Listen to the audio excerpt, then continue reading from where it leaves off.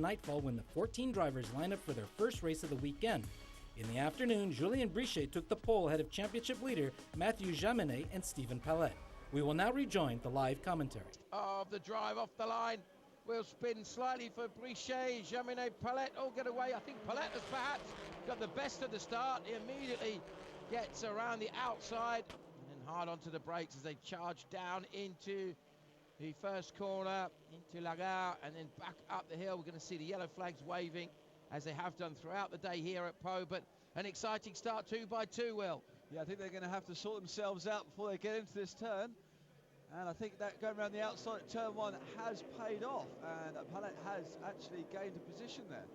Yeah, so Julien Brichet seems to have got a good start. The yellow flags are waving here so that we don't get any overly heroic dives down the inside into Lycée, which I think you were saying, Will, from your experience of racing here, is probably the most difficult corner in terms of being able to outbrake someone cleanly. Yeah, it's very single file through there, and to avoid lots and lots of restarts, I think the yellow flags are a must through there on the opening lap. Brichet doing a fantastic start, pulling a gap already, and as we've seen all day, the pole sitters really getting some great starts and leaving the rest of the field. Yeah, almost 0.2 of a second on pole for this race. This is, of course, new to racing for this year, this championship. We've seen last year the Peugeot 207 Cup, and we also saw the THP Spider Cup, open-top diesel engine cars. That was a really exciting little series to watch, but these cars much more current, really grabbing everyone's imagination. Let's see what the gap is as they cross the line. Brichet leads Mathieu Jaminet, and we'll watch to see when the transponders update exactly what we've got. Well, it's a 1.7 second lead Brichet has over Palette from Jaminet, Marin, Amourette and Prix is our top 6. And no doubt that on these early laps, this is where you're going to see Brichet doing everything he can to try and break away. As I said, Julien Brichet not only racing in this, but also racing in the Porsche Carrera Cup as well this evening.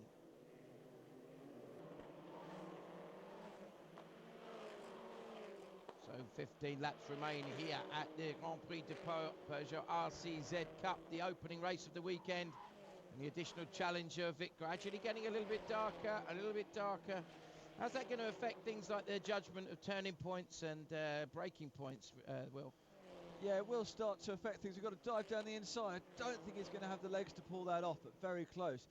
Yeah, your reference points start to come a little bit blurred. Little flickers of light in your mirrors start to distract you. So real important that you concentrate in these conditions. And a little bit of understeer as they turned into the left-hander there at Pont Oscar. Bit of a help there. Nudge there. Bit of help there from the 50 car of David Henry, clearly getting a little bit impatient. That's what bumpers are there for, isn't it? And hence the phrase, bumpers. You bump into things. 0.8 of a second, fastest lap for Stephen Palette. He's now getting closer and closer to the race leader. I think we could be in for a nice little fight. We've still got a decent amount of time left in this race. And Palette, what's he going to do to try to find a gap, do you think, Will? I think they've just got to focus. Brichet's obviously going to want to drive as clean as he can. I'm amazed every time I keep watching this, these guys are taking every bit of curb available to them, really using every millimetre of track. Yeah, I mean, see, these are the first cars that we've really seen take that apex there in the first part of the chicane as they come down onto the start-finish straight. And yeah, I think there's a little bit of that going on, yeah. Yeah, that seems to be the case anyway. Oh, look to the inside. There's time. It's going to be contact. There was contact. It's always going to be untidy through there, but you can do it if you risk a bit of body contact. He did. I thought he'd lost a mirror, maybe. Well, certainly looked like one of them maybe has lost a mirror, but you kind of saw that coming, didn't you? Talk us through it, Will. It turns down the inside. The door's always going to shut, but with being closed wheels cars, they can actually get away with a bit of contact. I'm sure he would have wanted a more elegant overtake than that, but I'm pretty sure he'll be quite happy with the place. You can see that very distinctive shape, the roof line they call the double bubble roof. Really elegant when you see the road car version of it. And your point about the car being not very good at giving a tow, that's perhaps a good thing from the engineer's point of view. They're saying that they've made a very slippery car, I suppose, could be the argument for that. Perhaps they're happy with their aero design. But also, Of course, you've got this additional little aerodynamic device on the back. Car sitting lower, a bit more of a splitter, and of course the adjustable rear wing. That could make a difference, especially if it's set up around a circuit like this. The cars are probably going to be running on tyres that they will be using later in the weekend, so there's no doubt that they are probably at this point will be starting to maybe feeling a little bit of drop off. Let's look at the best lap of a 26.0 from Prix, 26.1 from Palette, 26.0 fastest lap by Jaminet at the moment on that last lap. As we see into the pits comes the 42 car of Frédéric Guébin. Oh my goodness, another Santalot racing car, so they really aren't having a good day of it so far, are they? You can hear that crackle from the exhaust. It's a different exhaust system to the road car as you'd expect, but it's not much difference in the engine other than some modifications to the management system, etc. will have given you extra bit of power. So what's the gap? 7/10. So Richet's found a bit of an answer now. Yeah, opened up a gap only by a 10th, but it's a good start. He's going to know, as long as it suddenly goes the right way for you, then that's a good thing, isn't it? You can, even if it swings by a 10th here and there, that's going to help your confidence.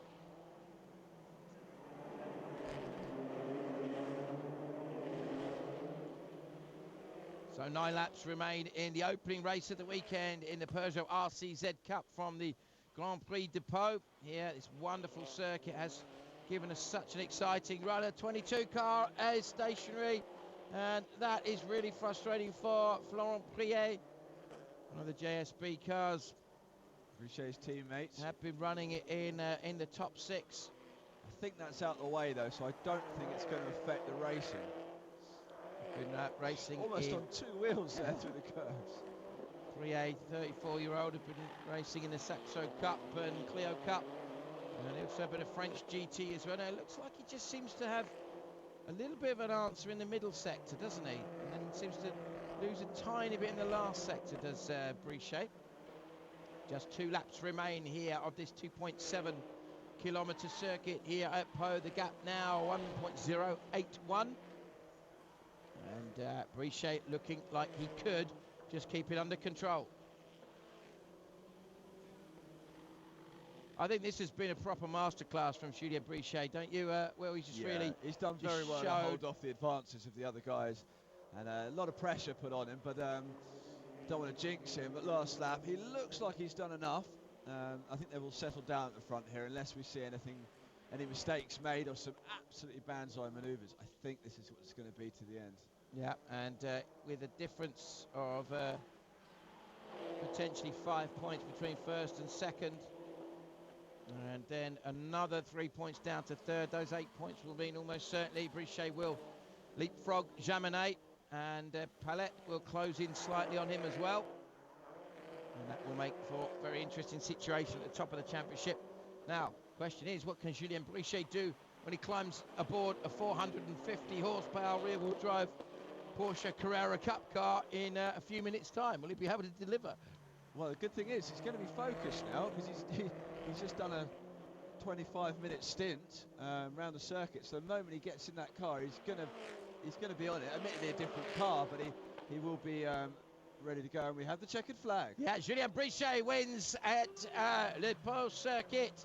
He takes his second win of the season. We started from pole and it all began pretty well. I got a good start. I held on to the lead of the race with constant pressure coming from Steven, so I'm pleased. It was a very good race. The team did a great job. It was difficult in qualifying because we got a puncture, but we did manage to get it sorted out for the race. I think that we were pretty good. I was just missing that little bit extra and just a touch with the setup, but things are looking promising.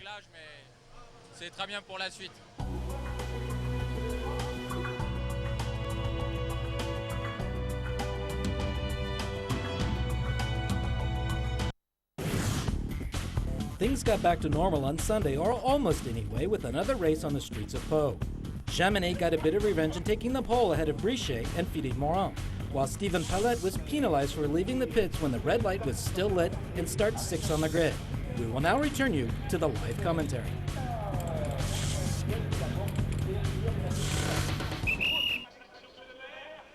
green flag waves at the back of the grid. It's 20 laps, and it's a good start by Jaminet. It's a solid start by Julien Brichet. And then the two cars immediately behind of Marin and Amorat seem pretty equally matched. But what can Steven Pellet do? Can he dive to the inside? Well, if anything, it looks like he may have even lost the position perhaps to Olivier Dupart in one of the other Santalok racing cars. Santalok having a pretty tough time. We've had a couple of retirements in the race yesterday. Yellow flag will wave again. The guys jostling for position, back into single file through this area.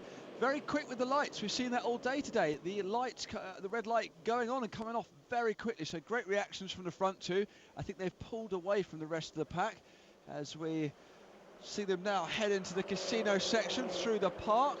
And the front three making a little bit of a break there. Can Jaminet hold on to this lead? I think Brichet is going to be very racy in his opening laps, as he's already warmed himself up in the Carrera Cup the race before. And I think if he's got an opportunity to get himself into the lead, he's going to have to put pressure on right from the get-go, in the vague hope that Jaminet's not quite yet up to speed. He's not quite picked his braking points. He's not quite 100% on getting the maximum out of the car, whereas Brichet might be a little bit more warmed up. So let's see if he can pressure as they drop through the chicane. They're going to head down the hill now. Brichet taking a lot more curve there. We'll see what these sort of gaps look like as they head across the line. Yeah, and the 17-year-old Mathieu Jaminet just doing everything he can to just edge away. It started in karting, as so many young drivers did back in 05 and 06. French junior champion, third in the Autosport Academy Championship in 2011. Previously, and then last year the Formula Renault Euro Cup. So often the drivers adapting from single seaters very, very well. Steven Pellet has got to work his way forward now. He's up on the back of Olivier Dupart. I think Pellet has got himself ahead of Philippe Marin. Yeah, fourth and fifth, as you can see there. So Amoret, then Dupart, then Pellet up into fifth. And I wonder if Pellet has got enough pace to be able to have a look at maybe making a little bit of a go down the inside. He's very, very quick through here. Looks like he's got a lot of momentum. He's going to have a go to the inside. He slices down the inside of Olivier Dupart, and he gets the job done. A great move by Steven Pellet. We saw this in the opening race weekend at Le Donan. He was really aggressive there. Put some fantastic moves on and didn't quite have the luck going his way. Got into the lead and was pulling away, then made a mistake and had a big slide in race one and lost that lead again. But now it looks like Jaminet is under a little bit of pressure. He did fastest lap last time, 27.2. Was just under 2/10 quicker than Brichet. But Brichet in sector one has come back by almost 2/10 of a second. Yeah, I think that gap seems to be holding at the moment. Oh! And massively wide through the park session. I think we clipped the barriers there. I wonder if that car's damaged if we get back to that shot. I don't think that's going to have helped the suspension setup of that car. Here's a replay. Just runs wide. Bang! Hits that curb. Oh, if that hasn't caused damage or at least punctured that rear wheel, I'd be very surprised. So 1.003, fastest lap for Jaminet last time round. He's extending the lead now, a second between the top two. So Jaminet looking a bit more comfortable than he was. Seems to be the curse is the wrong word, but what happens from pole here? Absolutely, there's been no exception really, that we haven't had anybody who's made has basically got on pole by fluke, I suppose, for want of a better term. Sometimes you get mixed conditions or something, you might have a bit of a topsy-turvy grid, a grid that's not quite reflective of the true pace of the drivers. But here I think anybody that's on pole has been there on merit. Now this little battle's starting to hot up a little bit now. This is the fight for 5th, 6th and 7th. Olivier Dupart, Philippe Marin and Christian Botteman. Just behind that, David Henry, who was really aggressive in the race last night. Barged his way through. Well, not, I say really aggressive, that's a bit harsh on him. He was very determined, wasn't he? Determined's the right word, and I think with the three guys in front of him all battling as you watch them go through the shot now, he's going to be able to latch on to this group. They're going to hold each other up, and it'll be interesting to see what he can do once he's part of that group. So watching with interest to see what happens through the mid-pack. That's slightly spread out a little bit more. Have we seen a change there? Did we see a problem? Yeah, I think maybe for, is that Philippe Marin, I think, coming into the pits. Yeah, dropping down Let's now. so, yeah, Moran very wide. Now, has he hit something or has he just got a problem? I think he's got a technical problem of some sort. The number 8 car bringing himself into the pits, dropping out the order. That's going to help Dupard Bottoman to move up a little bit. So Julien Brichet, 26.640, just over a tenth of a second quicker than Mathieu Jaminet. He sets the fastest lap of the race, does Brichet. 27.1 for Amoret, his personal fastest lap, which was a second quicker than Stephen Palette. So Stephen Palette had a bit of a moment perhaps on that previous lap because he got the gap right down. Now it's gone back up to 1.8 seconds. So Palette was looking good to maybe close down and challenge Marc Amoret for the final podium position. The key thing is going to be here. This is the fight for the top 2 drivers in the championship. I think Jaminet just getting a better exit. He's just getting that gap seems to drop down, I'd say, to about half a second through some of these sections. Yeah, very aerodynamic car, isn't it, the RCZ? So that explains why you don't get much of a tow. Obviously, they've got the rear wing at the back, which does affect things, as it does look like Bottoman's got a much better run out of the chicane. He could be close enough. This is the sort of position that Brichet needs to be relative to Palette. And this is just going to be after a case of dive to the inside, late as you can on the brakes. See if you can keep it all together. Oh, it's just a little drift. Can he get later on the brakes? Have a little go. He's rolling off the brakes. He's done it, I think. Great move. Textbook overtake. Fantastically done. And that is, in fact, what Palette did to Dupard earlier on in the race. And, of course, what I meant to say earlier was that that's what Brichet needs to do to Jaminet, not to Palette. Of course, Jaminet, our race leader. Still, last time round, he was very slightly quicker, extended his lead by a few hundredths of a second. The 49 car in third of Marc Amoret, the PH Sport driver. Bit of a lonely race for him at the moment. He's out on his own. Yeah, well, whatever happened earlier on with Stephen Palette, he was closing, and then suddenly dropped away massively, had a couple of very slow laps, and I wonder if that could have been after that contact with the curb. Oh, no, this is Dupard. Oh, and trying his hardest. Keeps it on the track. Yeah, trying his hardest to get back on terms. Oh, and now they're right on top of each other. Yeah, so what's happened there? Maybe Jaminet made a little mistake somewhere there. Let's have a little look. Seems to be this twisty section where... Sector 2, isn't it? Brichet just seems to be able to... Oh! Brichet ran very, very wide there, didn't he? But I don't think...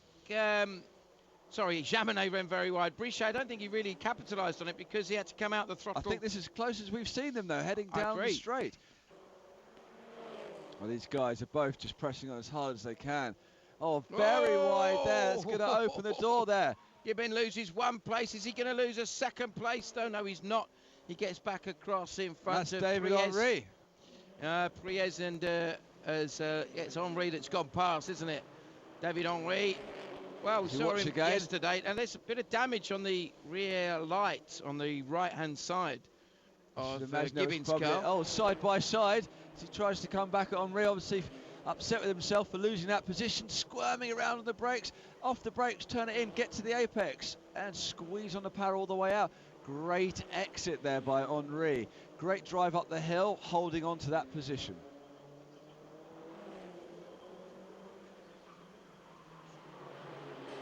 Both have done a spectacular effort, but I think Jaminet's done well to keep himself in the lead there as they drag down the hill. I think it's going to be a well-deserved win.